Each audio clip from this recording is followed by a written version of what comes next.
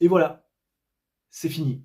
Comme le disait très bien Jean-Louis Aubert dans l'une de ses célèbres chansons, la flamme s'est éteinte sur Paris le dimanche soir et ne se rallumera que dans 4 ans à Los Angeles, aux États-Unis. Tom Cruise, en personne, s'en est assuré, mettant fin à 2 semaines de bonheur, 2 semaines de joie, 2 semaines de fête, 2 semaines où nos cœurs ont battu à l'unisson. On était tous unis sous un même drapeau, sous une même bannière, sous de mêmes couleurs, et on en avait quelque part plus rien à faire de l'origine sociale de son voisin, de sa culture, de sa religion, de ses tendances politiques ou de sa couleur de peau. On était tous unis comme un seul homme pour encourager et supporter tous nos représentants et représentantes tricolores. 2 semaines vraiment exceptionnelles sur Paris avec des images sublimes et surtout des souvenirs plein la tête, que ça fait du bien de voir cette France unie. Et c'est, on va dire, le principe de tous ces grands événements sportifs, les Jeux Olympiques en tête, mais aussi la Coupe du Monde de football ou, dans une moindre mesure, le Tour de France. On est vraiment unis, tous dans la fête, dans la joie, dans la bonne humeur.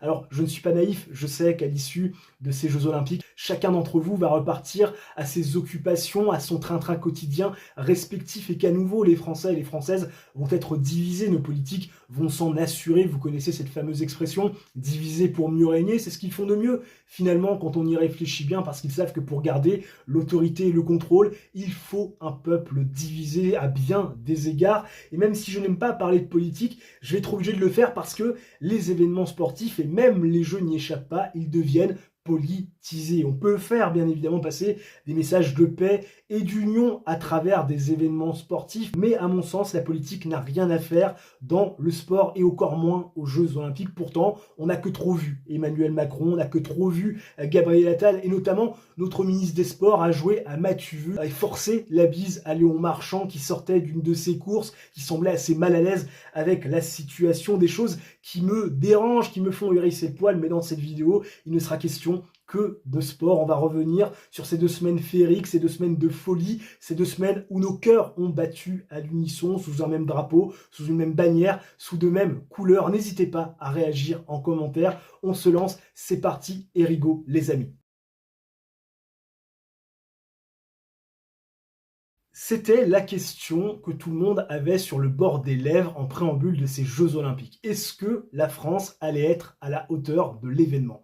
Et je pense qu'on peut dire, à l'issue de cette quinzaine absolument splendide, que oui, la France a réussi ses Jeux, la France a réussi son pari. Et ce, à bien des égards. Dans un premier temps, ces Jeux Olympiques de Paris, ils ont été innovants. Innovants à plus d'un titre. D'abord, cette vasque olympique qui est inédite dans sa conception et dans son mode de fonctionnement. Je vous invite à lire plusieurs articles très intéressants la concernant. Innovant aussi les cérémonies. Alors si celle de la clôture a été tout sauf exceptionnelle parce qu'on est resté dans quelque chose de très classique, dans un stade avec plusieurs tableaux, certes très sympathiques, la cérémonie d'ouverture, elle, a été révolutionnaire. Une cérémonie d'ouverture en plein air, vraiment très bien filmée, des effets visuels extraordinaires et puis surtout des tableaux vraiment magnifiques. Alors bien évidemment, suivant le goût et les couleurs de chacun, également l'ouverture d'esprit, les tendances politiques, religieuses, bien évidemment tout le monde n'a pas apprécié tous les tableaux. Il y a certaines choses qui ont fait un peu polémique chez certaines personnes, mais de manière générale, c'était une très belle fête et surtout une très belle réalisation, des tableaux magnifiques, des effets visuels exceptionnels, des invités de prestige et puis une vasque olympique allumée par Marie-Jo Pérec et par Teddy Riner qui, je trouve, colle vraiment à l'image du sportif français, plein de réussite et surtout à ce côté multiculturel de notre pays. Donc vraiment quelque chose de novateur en ce qui concerne une partie de ces Jeux Olympiques. Le cadre, parlons-en, idyllique, historique, des compétitions qui prennent place dans des lieux vraiment extraordinaires, comme le château de Versailles pour les épreuves d'équitation ou même de pentathlon moderne, le Grand Palais pour accueillir l'escrime, le beach volley juste à côté de la Tour Eiffel, l'arrivée du cyclisme sur route, près justement de cette tour Eiffel avec comme toile de fond la grande dame de fer, également le Champ de Mars qui a vu les épreuves de judo, et puis le marathon qui a traversé tous les plus beaux monuments parisiens. Et que dire de l'ambiance dans les stades, dans les fan zones, remplis par des supporters français et étrangers, une ambiance extraordinaire au Champ de Mars pour soutenir nos judokas, une ambiance extraordinaire au Grand Palais pour soutenir nos escrimeurs, une ambiance extraordinaire au bord de la route lors de la course en ligne du cyclisme sur route. On a eu un Valentin Madouas héroïque qui s'est accroché dans la roue de Remco Evenepoel, une ambiance extraordinaire autour du bassin olympique avec bien évidemment les exploits de Léon Marchand. Le pari est réussi, les jeux ont été exceptionnels et notamment sur le plan sportif. On va pas se le cacher, des jeux peuvent être innovants, le cadre peut être extraordinaire et l'ambiance exceptionnelle. S'il n'y a pas d'émotion et surtout pas de résultat, eh bien à l'arrivée, ce sont des jeux moroses. Au départ de ces Jeux Olympiques, je vais pas vous le cacher, j'avais quand même quelques petits doutes sur notre capacité à être à la hauteur de l'événement sportivement parlant. Je me souviens encore d'Emmanuel Macron qui annonçait il y a quelques années de ça vouloir 80 médailles pour ces Jeux de Paris. On savait tous très bien que c'était proprement impossible. Même quelqu'un qui ne connaît pas beaucoup le sport savait que 80 médailles, c'était tout bonnement infaisable. Alors bien évidemment, il y avait des fers de lance, des garçons qu'on attendait, comme Teddy Riner, comme Léon Marchand pour ses premiers Jeux Olympiques, qui s'avançaient en tant qu'ultime favori et qui pouvaient faire clairement une razzia. Mais on le sait, quand on arrive devant un public chaud bouillant, devant un public totalement acquis à sa cause, de temps en temps, ça peut faire perdre un petit peu les pédales. Et donc, je ne savais pas à quoi m'attendre d'un point de vue résultat, et donc j'ai voulu être le plus réaliste possible dans mes attentes. Et quand je me suis mis devant les Jeux Olympiques, quand j'ai commencé à visionner cette Olympiade, je me suis dit au bout de 2-3 jours, bon, ça va, ça part bien, et si on arrive à aller chercher 55 médailles, donc 12 titres, ça sera clairement une réussite. Et on a largement dépassé cet objectif et surtout ce résultat que j'attendais. Rendez-vous compte, 64 médailles glanées, dont 16 titres. C'est un record dans l'ère moderne des Jeux Olympiques pour notre pays. On est classé 5e au tableau des médailles et surtout première nation européenne. Et on va pas se le cacher, c'est quand même un petit exploit. Et au-delà de cette réussite, au-delà de ce nombre de médailles record de ces titres olympiques qu'on a enfilés comme des perles, il y a surtout eu un cocktail complet pour qu'on vive des Jeux Olympiques absolument extraordinaires. Des garçons qui ont tenu la baraque, des garçons qui ont fait office de stars à l'image de Léon Marchand, quadruple le champion olympique, on y reviendra un petit peu plus tard dans cette vidéo, à l'image de Teddy Riner qui a remporté son 3e titre olympique en individuel et qui a été très clairement l'un des artisans majeurs de notre victoire face au Japon dans cette finale olympique par équipe dont on reviendra un petit peu plus tard. Une finale absolument incroyable dans sa dramaturgie. Il y a eu aussi des renaissances, celle de Pauline Ferrand-Prévot, on le rappelle, qui est passée à côté à Londres, à Rio, à Tokyo, qui a 32 ans devant son public est enfin championne olympique. Il y a eu aussi des exploits exceptionnels comme les volleyeurs qui ont réussi à conserver leur bien, leur médaille d'or olympique glanée en 2021 avec un nouveau titre olympique avec en plus la manière et puis des dingueries, le BMX avec ce triplé historique, cette discipline que l'on domine depuis une quinzaine d'années et où on n'a jamais réussi à performer aux Jeux Olympiques. C'est désormais chose faite, un cocktail absolument extraordinaire qui a permis à cette équipe de France et aux Français de manière générale de vivre bien sûr des réussites, des exploits, mais aussi des émotions multiples et surtout diverses et variées, de la joie, de la tristesse, des larmes, des pleurs qui ont fait basculer ces 2 semaines de compétition dans l'irrationnel.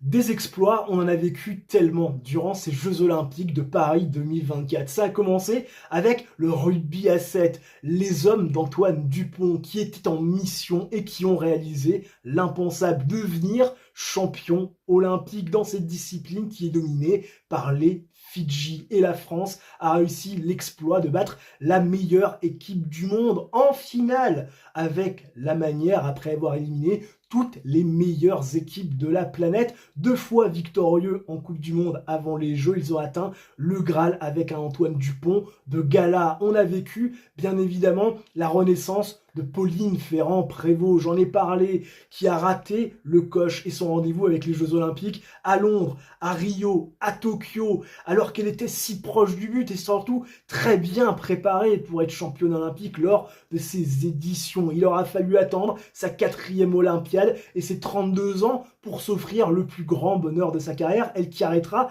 le VTT à l'issue de la saison pour se consacrer à la route dès l'année prochaine avec comme objectif de remporter le Tour de France. On a eu bien évidemment les exploits de Léon Marchand. Léon Marchand, quadruple champion olympique. Alors bien évidemment, le gamin, on l'attendait sur les épreuves de 4 nages, le 200 et le 400, où il est clairement seul au monde, seul sur sa planète. Mais il a réalisé des exploits incommensurables dans des disciplines de spécialistes, le 200 pape et le 200 brasses. On a encore cette image, ce duel dans les 50 derniers mètres avec Christophe Milak, qui pourtant est un spécialiste du papillon et ses 50 derniers mètres de gala, ce finish extraordinaire qui peut-être a sacré la plus grande course de l'histoire de la natation avec un Léon Marchand qui va chercher une coulée extraordinaire et qui, sur la nage pure, va aller déposer Christophe Milak dans une ambiance extraordinaire pour aller chercher son 2e titre olympique. Un garçon qui aura réussi l'exploit d'aller chercher 2 titres olympiques en moins de 2 heures. Même Michael Phelps ne l'avait pas réalisé. Il y a eu aussi l'exploit des volleyeurs qui, je le rappelle, sont devenus champions olympiques pour la 2e fois en battant la Pologne 3-7-0. La grande Pologne, certainement la meilleure équipe du monde. Cette équipe de France qui a fait chavirer notre cœur, on le rappelle, ils étaient menés 2-7-0 en quart de finale face à l'Allemagne. Et cette équipe de France a aligné 9-7 d'affilée pour aller chercher la victoire aux Jeux Olympiques. Ils ont battu les Allemands 3-7-2.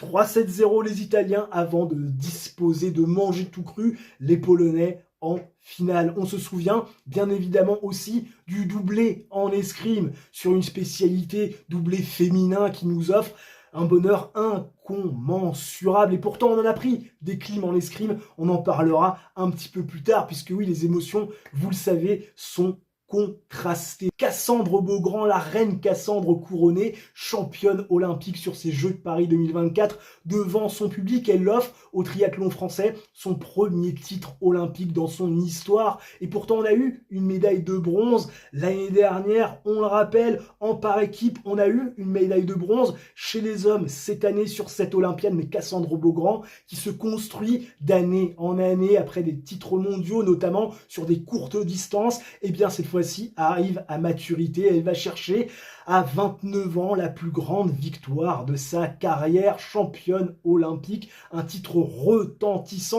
Il y a eu aussi, bien évidemment, l'exploit du BMX français avec ce triplé Joris Daudet, qui est certainement le meilleur rider de la planète, qui n'a jamais été consacré aux Jeux Olympiques, et il a été le leader de ce trio magique pour nous offrir ce triplé historique. Rendez-vous compte, il n'en avait eu qu'un avant dans l'histoire des Jeux Olympiques pour la France. C'était à Sochi en 2014 et ce triplé incroyable en ski cross avec Jean-Fred Chapuis qui était allé chercher la médaille d'or. Et puis il y a eu le judo avec Teddy Riner qui nous a réconciliés avec la climatisation pour Diko et également Abgenenou qui était venu pour l'or dans leur catégorie respective. Teddy Riner qui va chercher son 3e titre olympique en carrière dans la catégorie des super lourds sans coup férir. Lui qui pourtant ces dernières années a un calendrier allégé. Il vise à chaque fois les Jeux Olympiques. On le sait, Teddy Riner, il monte à 140-145 kilos avant de perdre peut-être 20-25 kilos pour les épreuves olympiques. On sait que le garçon aime bien se laisser aller pour revenir dans une course contre la montre et il aura bien sûr l'objectif d'être présent à Los Angeles 2028. Réussira-t-il son pari à 39 ans? Rien n'est moins sûr, mais Teddy Riner, 3e titre olympique en carrière en individuel et qui a été le grand artisan de moments préférés sur ces Jeux Olympiques, le grand artisan de la victoire sur le Japon en finale par équipe sur ces Jeux de Paris. Les Japonais qu'on avait battus chez eux en 2021, on avait climatisé la salle et ils ils avaient à cœur de prendre leur revanche, et Dieu sait qu'ils étaient pas loin de nous faire tomber, parce que oui, on a été très vite mené 2-1, et puis il y a eu Teddy Riner qui a remis tout le monde dans le bon mood avec une belle victoire, et puis derrière un exploit incommensurable pour permettre à Clarisse Abguenenou de monter sur le tapis, de faire le taf non sans mal, et avant que la chance s'en mêle avec cette fameuse roulette russe pour le combat décisif qui indique la catégorie des plus de 90 kilos, et Teddy Riner qui au bout du suspense, au bout également de sa résistance physique, va aller chercher un dernier hippon magnifique pour offrir le titre à la France. Sacré-Cœur, c'était bien évidemment le titre de l'équipe au moment où les Français avaient réussi cet exploit incommensurable, l'exploit qui a le plus retenu mon attention, l'exploit qui m'a plus fait vibrer, mais il y a eu aussi, on va pas se le cacher, des déceptions qui nous ont beaucoup frustrés, voire parfois énervés. Le sport et les Jeux Olympiques de manière générale nous font basculer dans l'irrationnel, que ce soit dans la joie ou dans la tristesse. On rit, on chante, on pleure, mais surtout on le fait ensemble. Mais des déceptions et des climatisations, on en a vécu, notamment en escrime. Et oui, on va pas se le cacher, à chaque fois, on était bien placé, notamment chez les filles, pour aller chercher des médailles d'or, notamment avec Malo Breton qui, dans sa spécialité, est passée à rien de devenir championne olympique. Elle menait de 6 touches et malheureusement, le destin l'a rattrapée. On a dû aller à une touche décisive, à la mort subite, et la Hongkongaise l'a emportée face à cette Française qui s'est fait submerger par l'émotion et qui s'est fait rattraper par l'enjeu. Cette même Malo Breton, dans cette compétition par équipe de cette spécialité, avait elle aussi à cœur, pourquoi pas, d'aller chercher une revanche, et malheureusement, là encore, sur la touche décisive, alors qu'on menait assez largement avant de se faire reprendre, on a à nouveau perdu. Ça a climatisé le Grand Palais. C'est pas la seule clim qu'on a prise, puisque oui, on en a pris également en judo. En judo, on a pris la clim avec Diko, on a pris la clim avec Abguenenou. C'était des chances de médaille d'or, et on va pas se le cacher, on a vécu des moments assez compliqués. Et puis il y a eu surtout cette statistique qui, je le rappelle, fait quand même très mal. On a disputé au tout et pour tout, durant ces Jeux Olympiques, 20 finales. Et quand je parle de finales, c'est-à-dire des oppositions 2 contre 2 face à un adversaire, que ce soit en individuel ou en équipe. Et sur ces 20 finales, tenez-vous bien, on en a perdu 14. Alors bien évidemment, on peut toujours voir le verre à moitié plein en disant qu'on n'a jamais autant atteint de finales. Mais aussi, on peut voir le verre à moitié vide en se disant qu'on n'a pas été capable, ne serait-ce que de remporter 50% de nos finales, c'est-à-dire une sur deux, ce qui nous aurait permis d'avoir non pas 4 médailles d'or sur des confrontations directes, mais au moins 10. Alors bien évidemment, c'est peut-être dû à l'adversité, peut-être dû également à l'enjeu, on va pas se le cacher, il y a des finales où on n'est pas favori. Quand on prend l'exemple du basket, avec les hommes ou les femmes, c'est vrai que quand tu te dresses face à la montagne Team USA, c'est très compliqué d'aller chercher des victoires. Mais on rappelle, en escrime, il y a eu des clims. On rappelle également qu'en boxe, on n'en a pas remporté une de finale. Et pourtant, légitimement, on pouvait penser que ces finales olympiques pouvaient se transformer en médailles d'or. Il y a aussi des finales où on a déjoué comme les Françaises au handball, championnes du monde en titre, championnes olympiques en titre, qui sont arrivées face à la grande Norvège et qui ont complètement déjoué en réalisant leur pire match officiel depuis un très long moment. Et puis, au-delà de ces déceptions, de ces climatisations, il y a surtout des disciplines qui nous ont déçus. Et je parle notamment du cyclisme sur piste. Le cyclisme sur piste, je ne sais pas si vous le suivez de manière régulière, mais il y a 2 ans, au championnat du monde 2022, on avait réalisé pas moins de 7 médailles, dont 3 titres. Et à 2 ans des Jeux Olympiques, à ce moment-là, eh bien, on était très bien. On était vraiment dans un bon mood et surtout dans une préparation idéale pour aller tout rafler aux Jeux Olympiques. Et un petit peu comme dans l'aviron, eh bien, on s'est retrouvé à déchanter, puisque oui, sur ces Jeux Olympiques, le cyclisme sur piste nous a rapporté une seule médaille en or, celle de Benjamin Thomas sur l'Omnium. Benjamin Thomas, pensionnaire bien sûr de l'équipe Cofidis, qui a remporté une étape sur le Tour d'Italie cette année, qui réalise une saison absolument extraordinaire, mais c'est trop peu pour sauver le bilan catastrophique de ce cyclisme sur piste. On pouvait attendre légitimement 6 ou 7 médailles. On a été trop juste sur la poursuite par équipe, que ce soit chez les hommes ou chez les femmes, avec malheureusement une incapacité de nos athlètes à aller chercher des médailles de bronze au minimum. Alors bien évidemment, le niveau était relevé, on a battu des records de France, mais c'était trop peu, trop juste pour aller chercher plus haut, et notamment aller chercher la breloque. Et puis on a vu notamment une Mathilde Gros qui est quand même, on va pas se cacher, l'effigie, la tête de gondole de notre discipline du cyclisme sur piste, qui est, on le rappelle, championne du monde de la vitesse en 2022, et qui à 25 ans est dans la force de l'âge et aurait dû, sur ces Jeux de Paris, réaliser quelque chose de grand. Et malheureusement, eh bien Mathilde Gros, comme depuis maintenant 2 ans, elle est sur la pente descendante, et elle a tout simplement raté ces Jeux Olympiques. Elle est passée à côté de son événement, et c'est bien dommage sur une discipline où techniquement, historiquement, on a fait des choses extraordinaires. Et que dire de l'athlétisme? Alors bien évidemment, l'athlétisme, on le sait, ça n'a jamais été une discipline forte, ça n'a jamais été une semaine de compétition sur une Olympiade où on pouvait se dire qu'on pouvait attendre 7, 8 ou 9 médailles. Alors bien évidemment, on a eu des garçons qui nous ont permis de temps à autre d'aller chercher de très belles médailles, voire parfois des titres, à l'image de Renaud Lavillenie en 2012, des médailles d'argent à l'image de Kevin Mayer, qui, on le rappelle, est 2 fois vice-champion olympique du décathlon et qui a dû déclarer forfait avant le départ de ce décathlon olympique, victime, on le rappelle, d'un gros problème musculaire sur une Diamond League juste avant les JO. Il n'en s'en est pas remis assez rapidement et forcément c'est une chance de médaille en moins. Alors bien sûr, on le sait, l'athlétisme, ce n'est pas une discipline où on peut aspirer à de grandes choses. Ce n'est pas le judo, ce n'est pas la natation, même si cette dernière a vécu un peu parfois des moments compliqués. Il y a eu des moments où on était un peu au creux de la vague, mais on a eu aussi des moments où on a été au top, à l'image de Londres en 2012 et à l'image aussi de ces Jeux Olympiques 2024, bien aidés, bien évidemment, par un Léon Marchand de gala. Mais l'athlétisme, on le sait,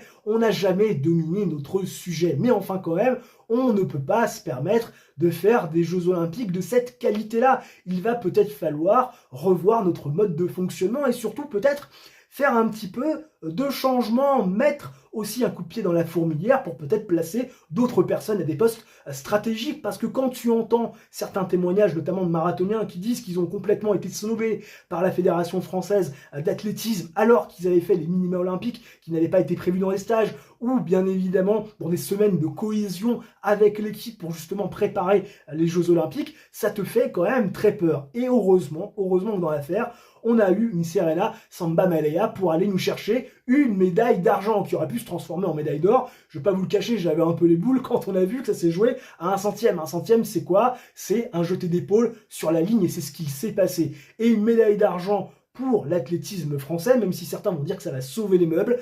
En apparence, peut-être, mais sur le fond, absolument pas. Il faut totalement repenser les choses pour Los Angeles 2028 parce que les athlètes, foncièrement, ils sont pas mauvais. On a des athlètes qui peuvent faire des médailles. Serena Samba Malea, on est la preuve vivante. Il y a aussi Gabriel Tual sur le 800 mètres, mais il y a aussi d'autres athlètes qui peuvent, pourquoi pas, arriver à maturité lors de Los Angeles 2028. Je pense notamment à Sacha Zoya. Il y a une génération qui arrive qu'il faut former pour les faire arriver à maturation à Los Angeles 2028 et ça passe clairement par une refonte totale du système de cette Fédération française d'athlétisme pour justement repartir du bon pied et essayer d'apporter un minimum de contribution à la réussite de la délégation française sur les Jeux Olympiques. C'est très clairement, je pense, l'un des coups de gueule que je devais passer avant de terminer cette vidéo. Parce qu'on peut être en difficulté, on peut avoir à un moment donné des athlètes un petit peu moins bons en fonction des générations, on peut avoir aussi des moments un petit peu plus faibles,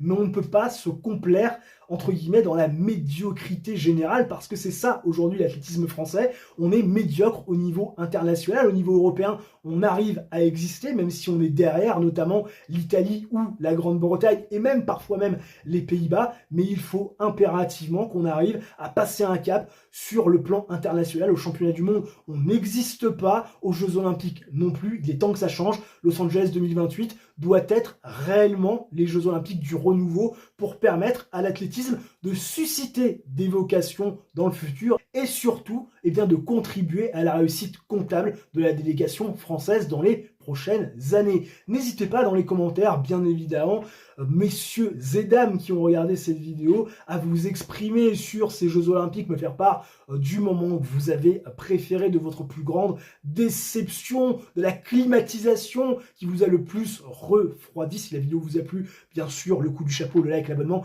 l'activation de la cloche, ça ne mange pas de pain, c'est totalement gratuit. Nous on se retrouve très prochainement pour une nouvelle vidéo de sport. D'ici là, portez-vous bien, ciao, bye bye et à la prochaine.